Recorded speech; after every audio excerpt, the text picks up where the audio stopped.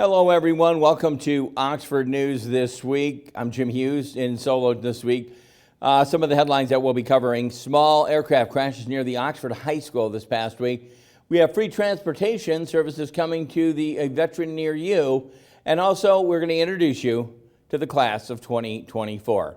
Stay tuned. Oxford News This Week. It begins right now.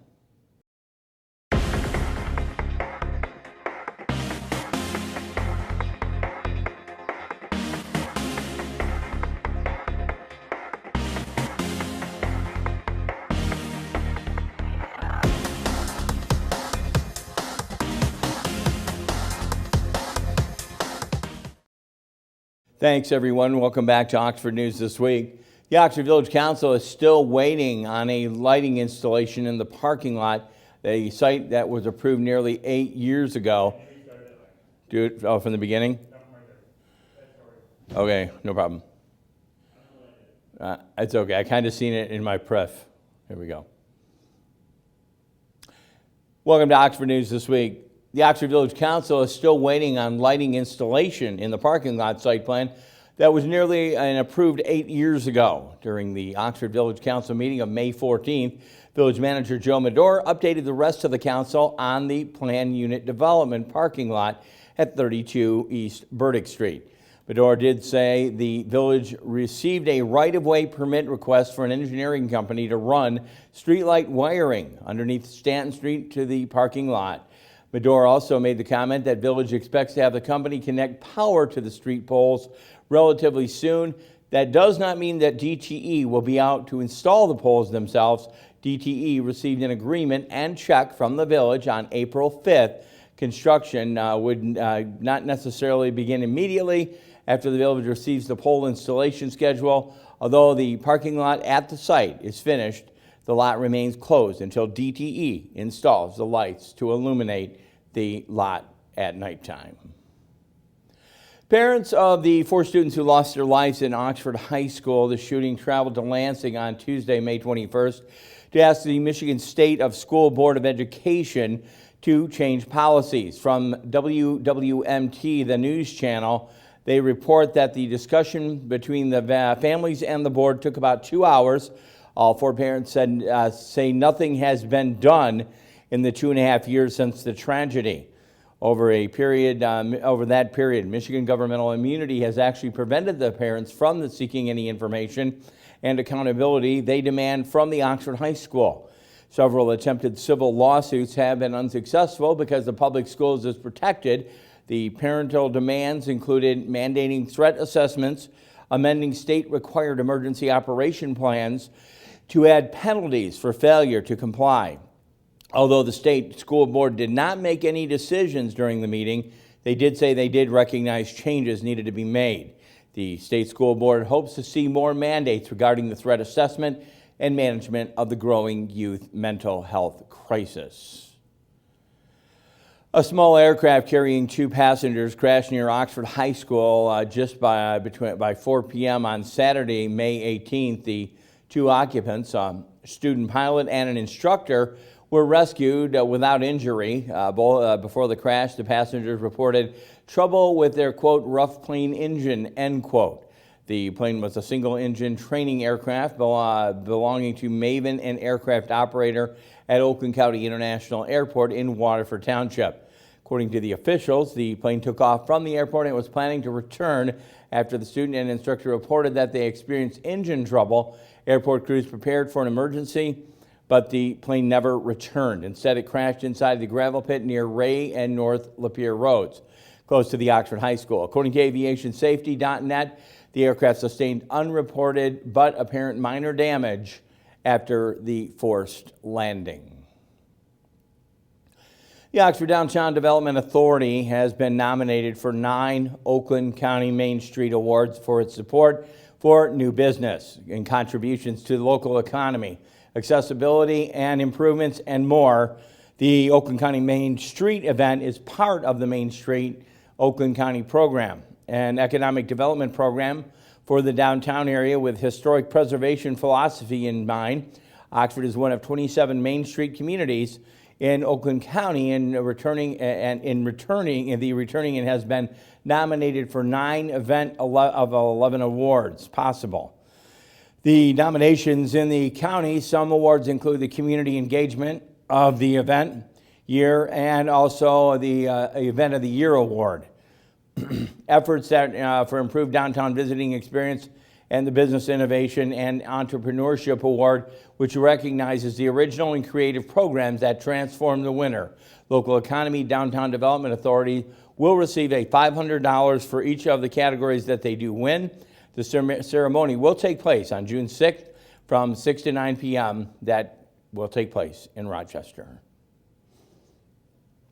The Oxford High School class of 2024 took the stage at Pine Knob, the Music Theater, for their commencement ceremonies on the 16th of May, receiving their diplomas, celebrating their passion and valuable contributions to the world.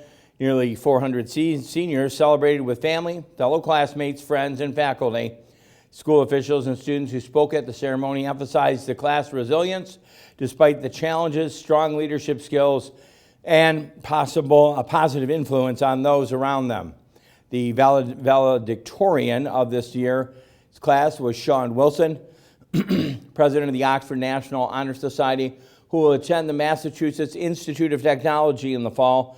The salutatorian are Emily Heron and Cassidy Feeney, both summa cum laude graduates, International Baccalaureate diploma candidates as well.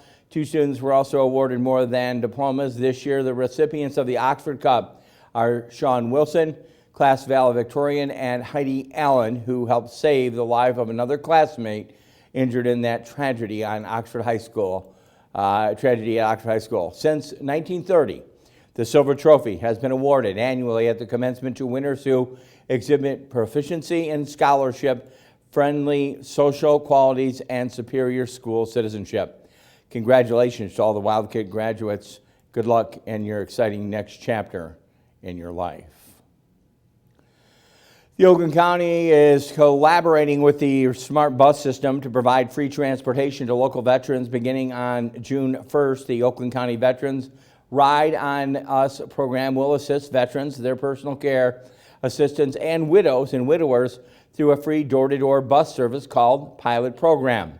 County will serve as a test pilot August 31st up until August 31st until the allocated funds are exhausted. For veterans in Oxford, this means rides can come through the North Oakland NODA transportation service, serving transportation-dependent individuals in 6 local townships. The program will be offered every weekday from 6 a.m. to 9 p.m. NODA will dispatch the vehicles requested from 8 a.m. to 5 p.m. to ride. Veterans should possess a Veterans ID card from the Oakland County Clerk's Office of Veterans Designation on their driver's license. Trips can be scheduled over the phone, and the program is made possible through a $28,000 state grant. The National Healthcare Association organization, Ascension, was recently hit by ransomware, an attack leaving its Michigan Ascension retail pharmacies unable to fill prescriptions. It happened to me as well. The Oakland Press reported that the attack occurred on the 8th of May. At the Ascension, Michigan announced its latest disruption and release issued as of May 15th. A ransomware attack occurred when malicious software or malware denied the users or organizations access to their computer data, leaving the files and networks unusable. Because of this attack, some aspects of the patient care at Ascension have been disrupted, including filling prescriptions. According to Ascension's release, patients should ask their doctors to send prescriptions to a different pharmacy while the healthcare organization works on its systems. Patients who cannot get medicine from another pharmacy are encouraged to call their local Ascension RX retail pharmacy for assistance. All 15 hospitals, physicians' offices, and care sites were affected by this. Ascension is unsure when all the systems will be back online and they will be able to access personal information. Again, it has been compromised and other alternatives will have to be sought. In our separate segment that we come to know and enjoy and like or love, Behind the Lens. In our Behind the Lens segment this week, courageous firefighters climbing for a cause. On Sunday, May 19th, members of the Oxford Fire Department took on the Fight for Air climb at Comerica Park. The Fight for the Air climb invites individuals to take over 1,300 steps to raise money to support the 1.4 million individuals living with lung disease in Michigan. Local firefighters and first responders climb into their full gear alongside seasonal competitive climbers. First-time participants, teams, companies, and individuals continue to fundraise online at Oxford Fire Department has surpassed its $1,000 goal. Good stuff there. That's going to wrap it up. I will be doing the last story this week. Normally we leave that for Terry, and this last story for the week is going to go, new doggy delights decorate the neighborhood. I'll have that, and I'll be closing out the news. Dave Kenny's up. He's got Auto Talk, Science, in the news, and yes, I will have sports in the middle of this newscast. You're watching Oxford News This Week. Hi, I'm Peyton Manning, and I'm partnering with the American Red Cross this year to tackle blood shortages. Giving blood's important because every 2 seconds, someone actually needs blood, and unfortunately, only like 3% of the U.S. population donates. So we have to step up to give and to make sure there's plenty of blood available for those in need. Visit redcrossblood.org to get in the game and make an appointment to give. When a crisis hits, close to home and across the globe, nonprofits are on the front lines, ready to serve. Keep coming. The demand for charitable services has skyrocketed, and nonprofits are rising to meet the needs. Healing, nurturing, rescuing, honoring, protecting, caring, inspiring. The work of philanthropic organizations of all sizes, across all missions, has never been more important. And it's donors and volunteers like you who make all this possible. Thank you. Together, we change the world. The Nonprofit Alliance. Welcome to this edition of Auto Talk. I'm Dave Kenny, and these stories are taken from Automotive News. In our first story, out of all vehicles in use, just 88 million were 1 to 5 years old in January. There were 110 million vehicles in the prime range for aftermarket service, ages 6 to 14 years. The average age of vehicles in the U.S. rose for the 7th straight year, S&P Global Mobility said in a report released May 22nd. The vehicle age rose to a record 12.6 years as of January 1st, 2024, a 2-month increase from January 1st, 2023, according to the report. Total vehicles in use increased to 286 million, up 2 million from the year before. Out of all vehicles in use, just 88 million were 1 to 5 years old in January of 2024, a decrease from 90.3 million at the same time in 2023. There were 110 million vehicles in the prime range for aftermarket service, ages 6 to 14 years. S&P Global Mobility Todd Camphouse told Automotive News. There are a variety of reasons that the average age of vehicle is on the rise, including increased quality, high prices, impacts from the COVID-19 pandemic, and resistance to purchasing electric vehicles, said Camphouse, the organization's aftermarket practice lead. Really, the main driver was the pandemic and the supply chain. We're starting to come off of that to a more normal average age growth, Camphouse said. I think they could come down in the coming years, but overall, the average age in general will still continue to climb, but at a much slower rate. The number of EVs also saw an increase with 3.2 million on the road in January of 2024 compared with 2.1 million a year earlier. However, EV sales are flattening compared with the growth that they had experienced in earlier years, said Camphouse. That's going to begin to impact average age. That's really been steady and even dropping a little for EVs, Camphouse said. It's likely to go up a little, nothing to be worried about. It's a normal cadence for them. Scrapping rates emphasize consumers' preferences for light trucks. The report said 26 million light trucks have exited the vehicle population since 2020, while 45 million were registered in the same period. Comparatively, cars had just 13 million registrations compared with 27 million vehicles that exited. I think in general, consumers have demonstrated that they're not really interested in the traditional sedan anymore, Campos said. Utility vehicles, in many ways, have become the new minivan. In our next story, Tesla is recalling 3,878 Cybertrucks because of an accelerator pad that may dislodge and become trapped within the car's interior trim. The recall covers 2024 model Cybertrucks. A dislodged pedal could cut torque on the accelerator and brake pedals, increasing the risk of a crash, NHTSA said in its recall report. Scheduled deliveries of the Cybertrucks have been delayed because of issues with that accelerator pedal, according to online reports. Tesla told NHTSA it is not aware of any injuries related to the defect. KSR International was identified as a supplier for the part, NHTSA's report said. Owner letters are expected to be mailed in June. Well, that's it for this edition of Auto Talk. I'm Dave Kenny. Stay tuned to Oxford Community Television.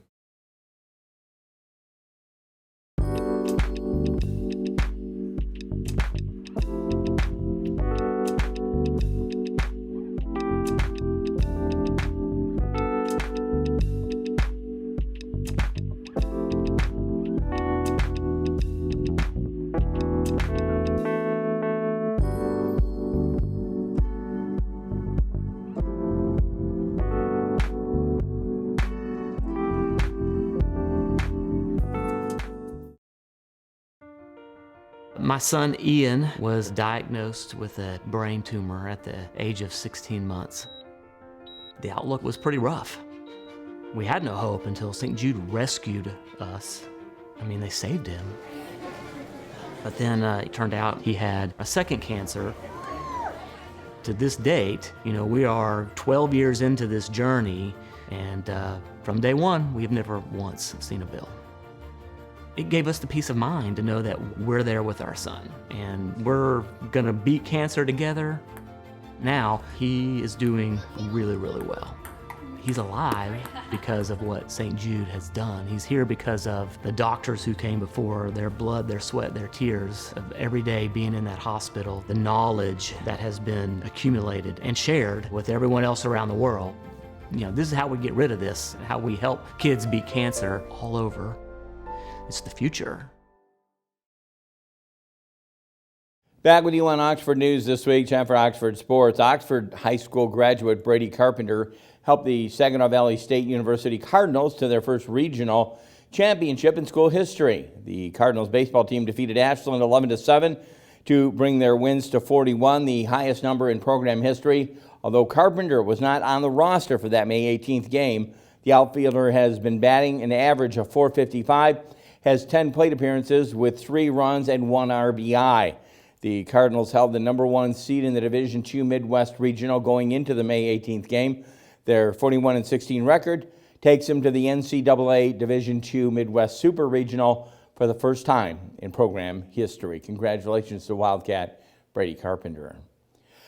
The regular season is coming to a close. Oh yes, spring summer sports for most of Oxford's athletic teams as the preseason starts with the regionals.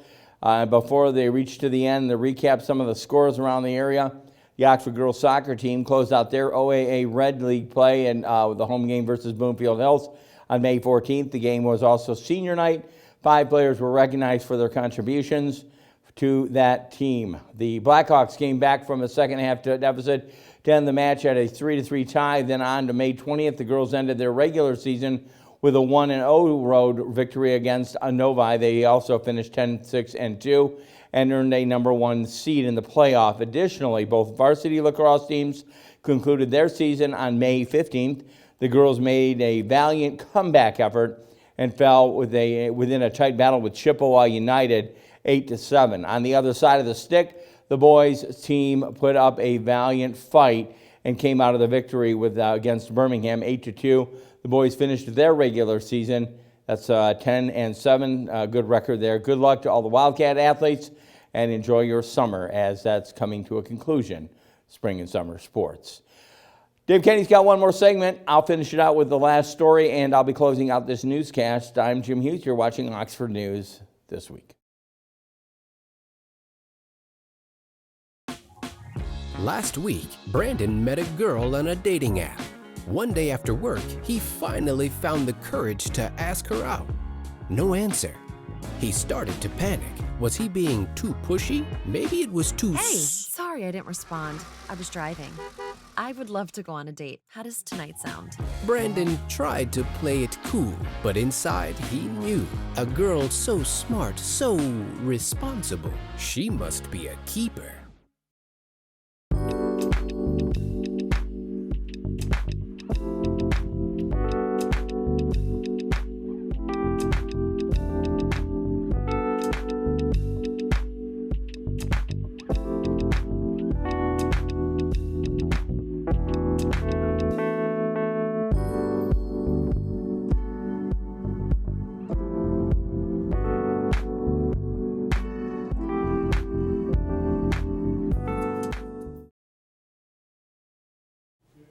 Welcome to Science in the News. I'm Dave Kenny, and this story is taken from New Scientist. Fire ants can intertwine their bodies to form a raft-like structure, and now we know that these rafts have unusual properties that are difficult to replicate in conventional materials. Studying them may inspire the design of new materials in the future. When their nest is flooded, red imported fire ants, also known as Solenopsis invicta, can survive by linking their bodies together to form a floating raft. Past research has suggested that physics plays an important role in the creation of these rafts. Small objects on the surface of a fluid tend to be pushed together by the force of surface tension, which gives the ants an opportunity to grab onto one another. This phenomenon is known as the Cheerio effect, after the way pieces of breakfast cereal clump together as they float in milk. But Chung Hao Chen at National Tsinghua University in Taiwan and his colleagues suspected that the Cheerios effect isn't the only factor that explains why fire ants form rafts. This is because some other species of ants, such as Monomorium chinense, which is local to Taiwan, do not form rafts on water, even though the Cheerios effect should push them together in the same way. To explore how ant rafts could form without this effect, researchers put about 500 fire ants on a dry vibrating plate and then shook them either vertically or horizontally. After about 5 seconds of vertical shaking, the fire ants clung together to form a ball-like structure. Being shaken horizontally caused them to make a flat pancake-like structure in just 3 seconds. The M. chinense ants did not cling together to form any structures when shaken. Ming Hong at National Tsinghua University, who also worked on the project, says the experiment shows fire ants don't rely on the Cheerios effect to come together. Instead, the insects might be linking up by releasing chemicals called pheromones, which intoxicate them into intertwining. The researchers also uncovered new information about the physical properties of the ant rafts. For instance, they discovered that a raft is able to withstand being stretched horizontally without becoming much thinner vertically.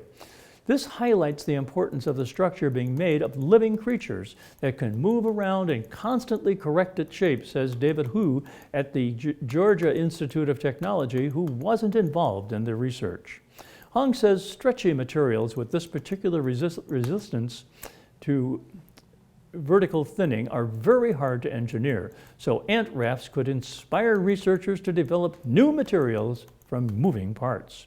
However, the team must study them in greater detail before trying to make ant-inspired materials of their own, he says. The first thing is to understand what nature came up with, says Hong. Industrial implications? Well, they come second. Well, that's the end of this edition of Science in the News. I'm Dave Kenny. The day that JD was injured, I had woke up to an odd phone call. It was the military calling to tell me that he had stepped on an IED. My role in the Army was I was an infantry scout. I was a squad leader for a recon element. The Army doesn't really prepare you for injuries. They either prepare you for the soldier to come home or not to come home at all. They don't prepare you for the in-between. There's things that I do for him that is considered caregiving that to me is considered just loving him. The day I got injured, she got wounded as well. And the veterans wouldn't be the men that we are and the women that we are today if it wasn't for our better half helping us every direction we go. The Coalition to Salute America's Heroes helps severely wounded or disabled veterans just with basic needs such as emergency financial aid. For our family specifically, they tremendously helped us out with employment through their Heroes Thinking Heroes program. Visit saluteheroes.org to learn more. Military families often sacrifice precious time away from loved ones while serving our country. And for those with children, the separation can be especially difficult. We were worried that with him leaving, that she would lose those connections with her dad. Some of life's best moments happen between parents, children, and the pages of a good book. United Through Reading provides that connection. You can watch your mom or dad read a book to you, and it almost feels like they're really there. We ensure they remain a consistent, meaningful part of their children's lives, no matter the distance. Just seeing Jacob recognize Daddy again after a long time just melted my heart. And now, as we're facing greater isolation from our loved ones, United Through Reading is also available to veterans. Learn more about United Through Reading and download our free secure app at unitedthroughreading.org.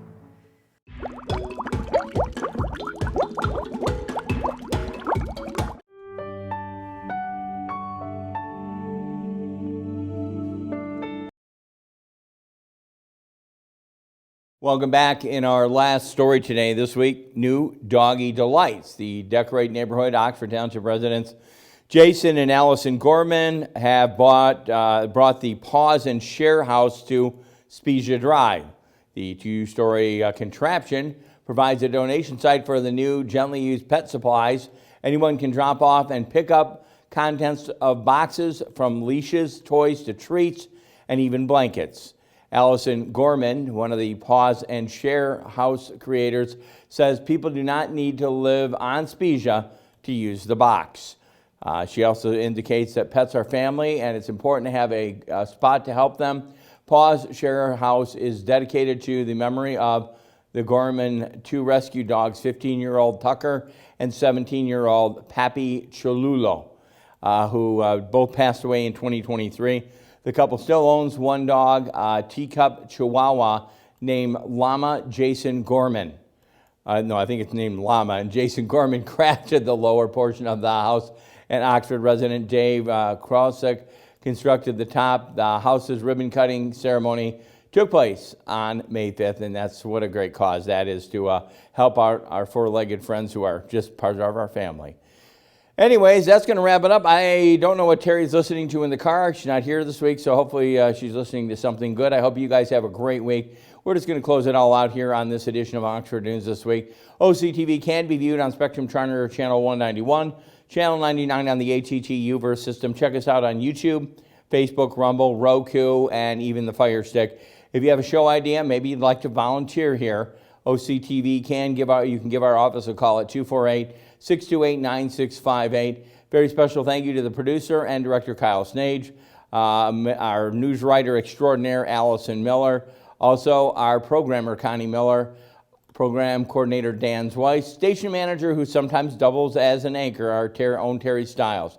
For everyone here at OCTV, I'm Jim Hughes, hoping you have a safe week, and I invite you back next time when, again, we will take a look at Oxford News This Week. Have a great week, everyone.